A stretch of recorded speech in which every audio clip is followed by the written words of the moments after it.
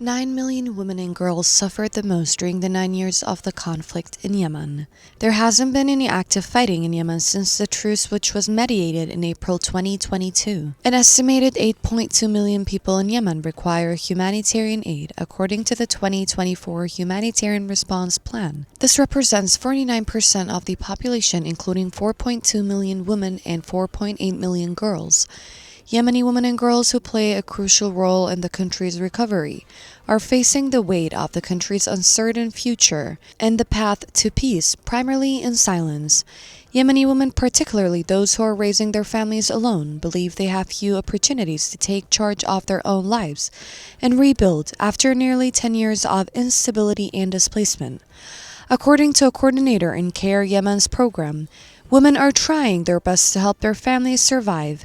Many of them live off one meal a day. Yemeni women and girls are losing hope for a better future, with humanitarian support diminishing. A displaced woman named Khadija was forced to rely on food assistance to protect her children from hunger and to ensure they stay in school. More than 30% of Yemeni girls marry before the age of 18, with many doing so because their families cannot feed them. The current economic crisis, along with reduced humanitarian and development funds, is extremely likely to result in an increase in these figures. Yemenis seek a secure future for their children, but instead families are compelled to prioritize immediate life-saving necessities, with some having to make extremely painful decisions, particularly for their daughters. Currently, approximately 4.5 million Yemeni children do not attend school, jeopardizing their future and raising safety hazards.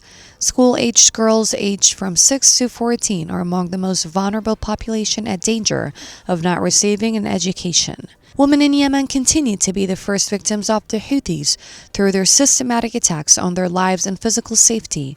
In the absence of psychological support, laws to protect women in armed conflicts, and a lack of commitment by warring parties to international human rights laws and accountability in Yemen. These women and girls, along with men and boys, are Yemen's future, and the next generation will be most affected by this warring situation. The international community has to put Yemenis, particularly women and girls, at the center of their decisions and actions.